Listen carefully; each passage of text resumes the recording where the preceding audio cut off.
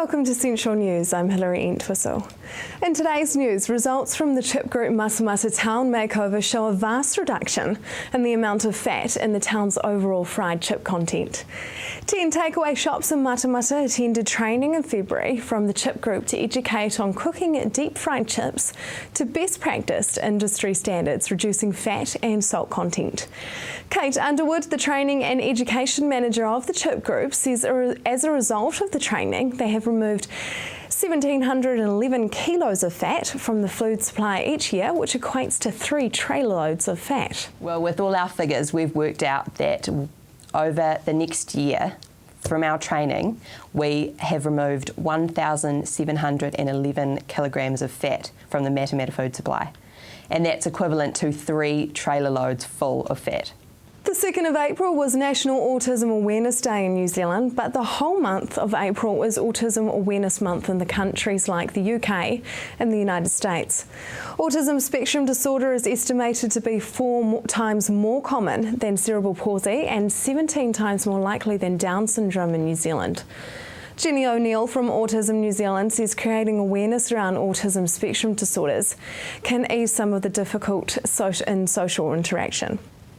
They don't necessarily read body language, they don't read facials, they don't understand sarcasm. They're very literal, obviously, often in what they hear and what they interpret. And many of our young people have difficulties with relationships. And that can start at a very early stage, that they have difficulty with relationships. And obviously this affects them in the workplace and in life in general. Cool temperatures and this week's wild wet weather have allowed the Tauranga City Council to officially lift its total fire ban. The total fire ban, first imposed on February the 22nd after the region was declared in drought stricken, was officially lifted late last night by new Chief Executive Gary Poole. Fire Service Bay of Plenty Area Manager Murray Binning says Tauranga City follows the actions of the Western Bay of Plenty Rural Fire Service, who lifted their own total fire ban at 6 a.m. Monday following downpours on rain in the region. Now for our region's weather. Thursday for you, Hamilton, will have fine spells and a few showers, and the westerly is dying out. Your expected high is 21 and an overnight low of 10. Tauranga, your Thursday, the morning rain will be clearing and the westerly will die out also. Your expected high is 22 and an overnight low of 13. Just ahead, April Fools, preventing injury.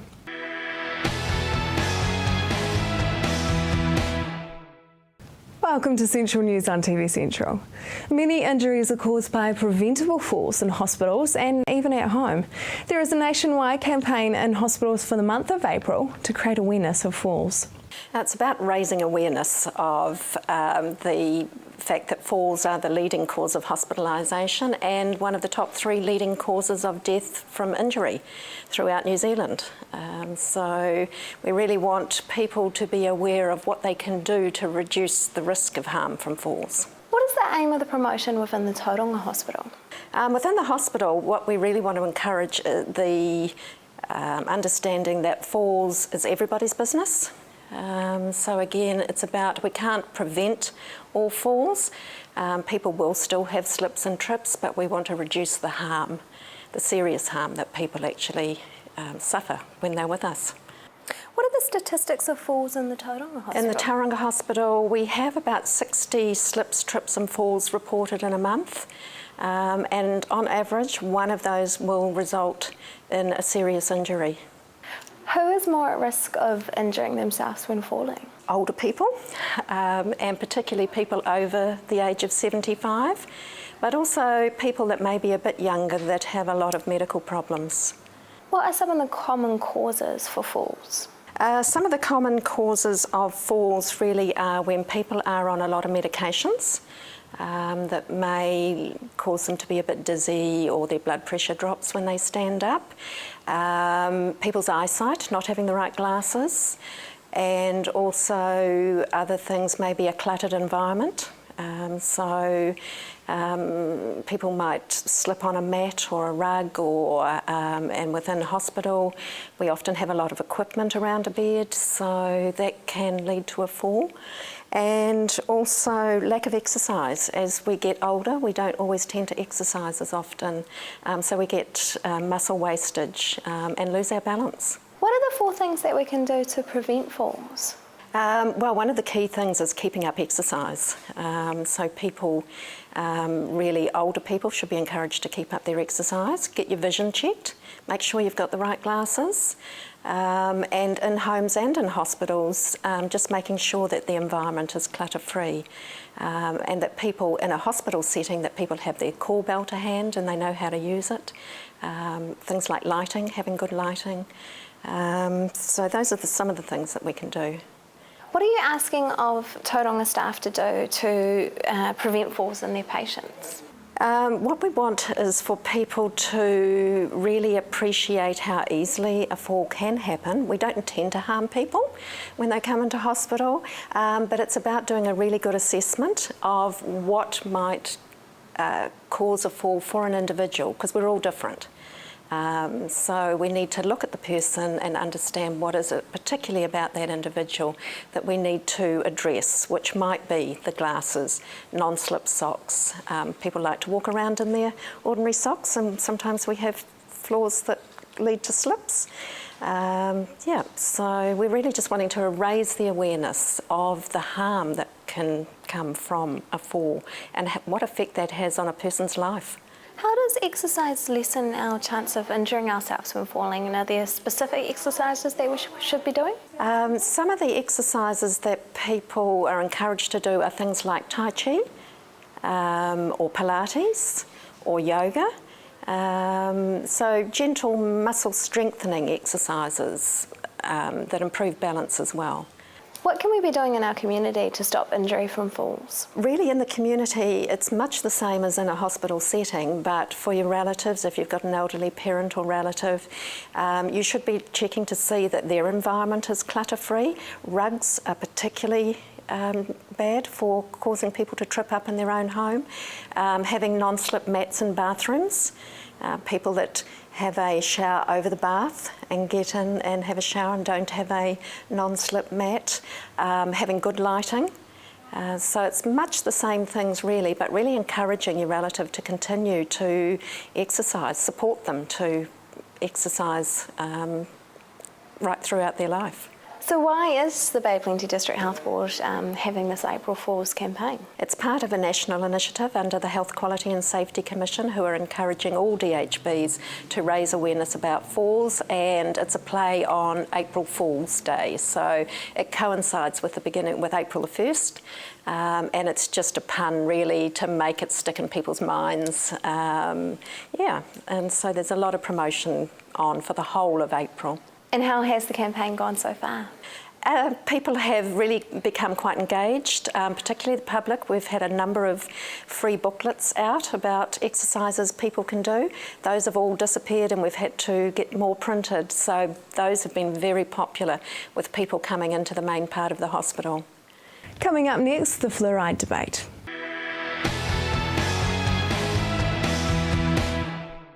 Welcome back. The tribunal is coming up in May as to whether to keep the Hamilton water supply fluoridated. I spoke with the Fluoride Action Network to see what case they will be making. So we're talking fluoride in the Hamilton's water supply again. There's evidence that it can cause thyroid damage. Yes, it is. Yeah, there's huge amounts of evidence for that.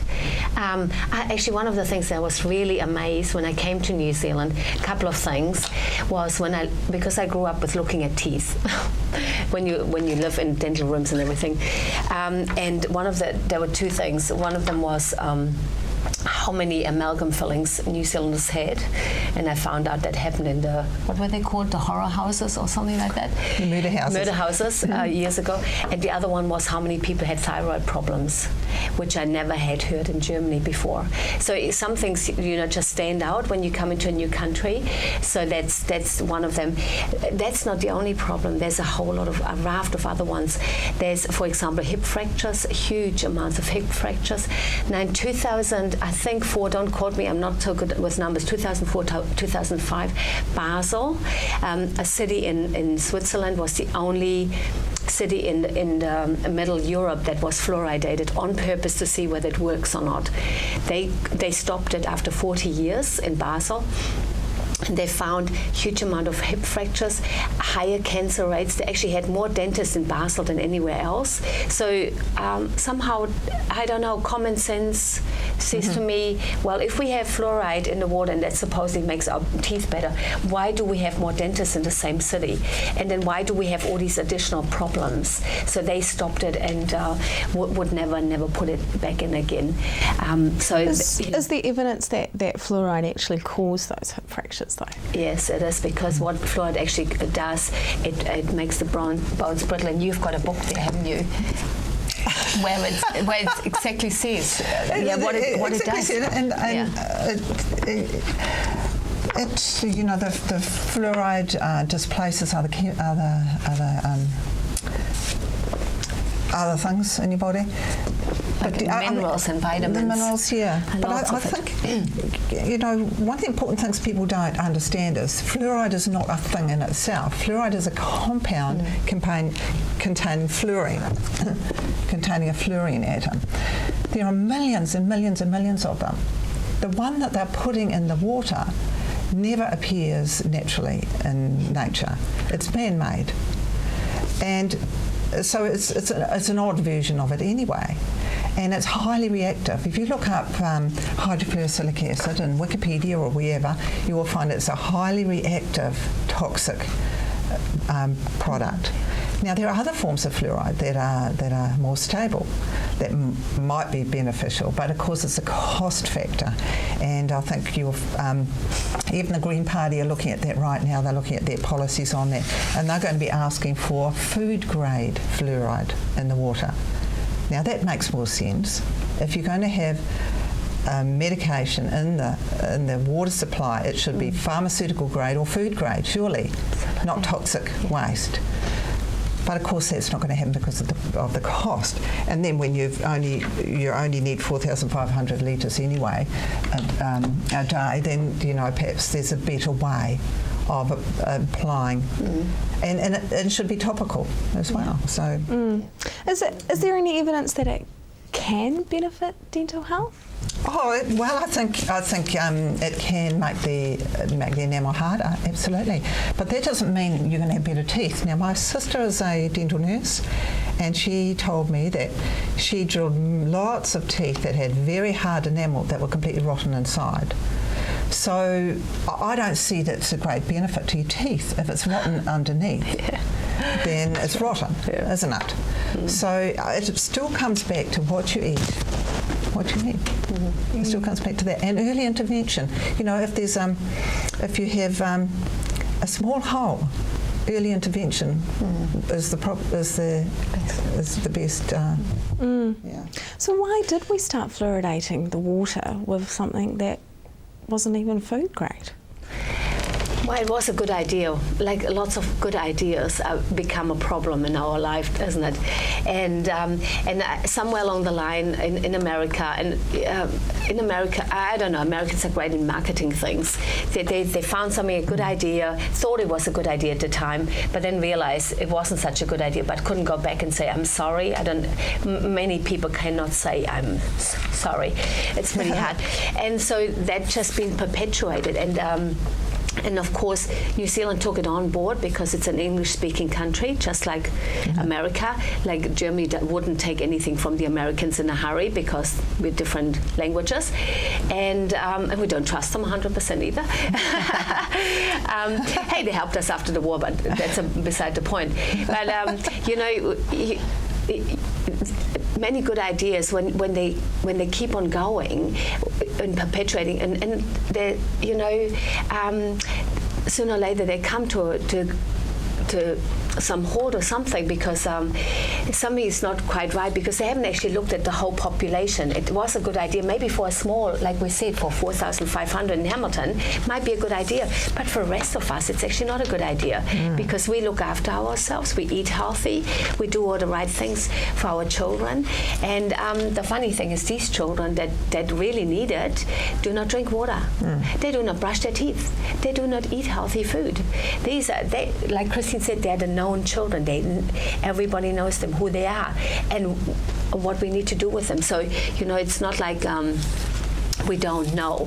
So, and of course, I love what Dr. Paul Conant said, and he's coming to Hamilton very soon. Actually, he's doing a tour all over New Zealand, and if anybody's got a chance to go there, go and listen to him. He is the expert on fluoride, and he said something with especially with government agencies. Once they have said something, they feel like they have to stand by it, because if they go against it and say, look, we made a mistake, they feel like the populace won't believe in them anymore. So if we don't believe in the Ministry of Health, they are worried that we're not taking on other ideas that they talk about. So it's that saving face kind of stuff that we talk about the Asians do a lot. But hey, we're doing exactly the same. So we keep an idea going way past its due by date. Just ahead, Anzac Day.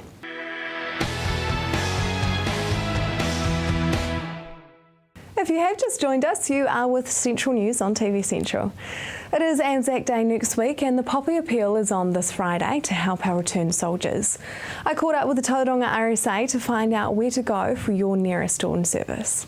Okay, there are a lot of services around Tauranga on Anzac Day. As you're aware, it's probably like the rest of New Zealand. The dawn services, there's big public ones, one held here with the Wall of Remembrance, and there's also another one held at Mount Drury over at Mount Maunganui. But we've seen of recent times there's a lot of services now being held in the retirement villages and rest homes and places like that. And Mariah's, there's quite a few Mariah's have their own dawn services as well. What is the significance of the dawn service? Okay, there are some thoughts that the dawn service, and the reason for the dawn service was when the actual troops landed in Gallipoli. It's actually not quite correct, because Australian troops actually arrived before dawn, and actually New Zealand troops, most of them, they landed at 9 o'clock in the morning and in the afternoon of the 25th. So the thought is the dawn service actually is more to remember the routine that the soldiers used to do when they're in the army, called Stand To, and that was every day at dawn they'd stand to, waiting just for in case the enemy attacked at that time of the day.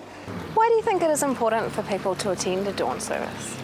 I don't think it's so much the dawn service. The dawn service itself, it's got that stigma as the sun comes up and things, but the actual dawn service or the civic service, it doesn't matter which one you go to. They're all as important as each other. Yeah, and to remember, we're remembering the people that passed, gave their lives for our freedom, I suppose, and gave us the ability to say what we want when we want. Why is it held on the 25th of April? As stated, on the 25th of April, that's when the Allied troops landed at Gallipoli, and that is the why it is held on the 25th of April. How many young New Zealand soldiers did we lose on that day in 1915? Okay, when they landed, the actual number of troops that actually got killed on the actual landing is unsure. But during the campaign that went through from April through to the December, New Zealand sent over some 8,500 troops. And out of the 8,500 troops, 2,721 of them actually got killed. But there was also 60% of the troops sent over, there was casualty rates of 60% of the troops had some sort of injury or sickness. It is Poppy Appeal Day on Friday the 19th. What is the significance of the red poppy? Okay, the red poppy is definitely identified with Anzac Day, but the actual poppy itself is a flower of remembrance, and it's recognised worldwide. And it all came down from the Napoleonic Wars in the 19th century, and the poppy was the first flower to blossom on the soldiers' graves in Belgium and France. That's actually where it came from. But as I say, it's definitely the symbol as we know it for Anzac Day, and in Europe it's the Remembrance Day in November. What do these funds raised go to? Okay, all the funds that are raised on Poppy Day are ring-fenced basically and to be used for returned and ex-servicemen. All RSAs under their charter, they can only use the money for the welfare of those. And in recent times, all RSAs have been asked, and in fact I think all of them have done it now, set up a specific trust to put the Poppy money in, because as you're aware, and probably most of the country are aware, that a lot of RSAs are in difficulty. And one thing that needs to be protected is that public money is put away into trust, so that if an RSA does close down, that money is secured. What does the RSA do for retired soldiers? Okay, the RSA is probably known for, well, I've heard the comment teeth and hearing aids. You know, basically funding false teeth and false hearing aids. We also provide funding for some specific medical conditions, cataracts and things, that aren't generally covered by VANs.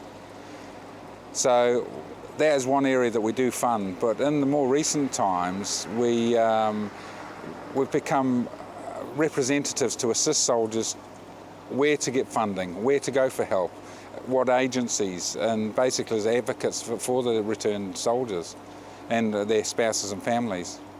Yeah, the RSA here, we do fund some of these things. We also spend a lot of time visiting sick soldiers in hospitals and rest homes. Yeah, if a soldier wants some firewood, or one of the return men will try and organise that. Yeah, take people to appointments. It's basically making sure that none of the returned and servicemen don't endure any undue hardship. How many retired soldiers do we have left in New Zealand that fought in World War II? Okay, in New Zealand itself, nobody knows. It's one of those things, it's an anomaly that the retired World War II veteran is very proud and very private. And I know at this RSA here, we've actually got 47 World War II veterans still alive as members. But in the community, we know there are others. And the same goes for nationwide, because as I was talking to NZRSA just recently about it, they really need to put a question in the census to actually find out. And it's been a problem that the RSA's really endured nationwide, is trying to locate these people. And because they don't want assistance, because they believe that if they come out with their hand out, the bludgers. And that's been, you know, through their service career, and so it's a bit of a dilemma. But yeah, regardless of whether a ex-serviceman is a member of our RSA or whether it's not, if they need assistance, we will help them. Visit rsa.org.nz to find out where the nearest dawn service is to you. That's it for today. We really want your involvement, so like us on Facebook and let us know your views. If you have your own news, including video and photos, go to our website and hit upload. I will be back tomorrow night with more guests from in and around the regions. I'm Hilary Entwistle. Have a lovely evening.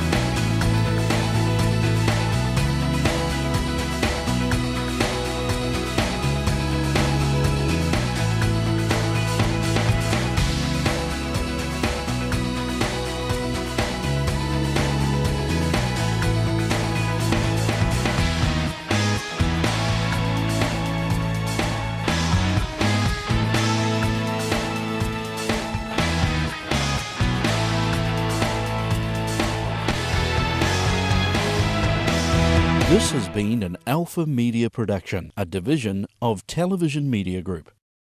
Supporting local content so you can see more of New Zealand on air.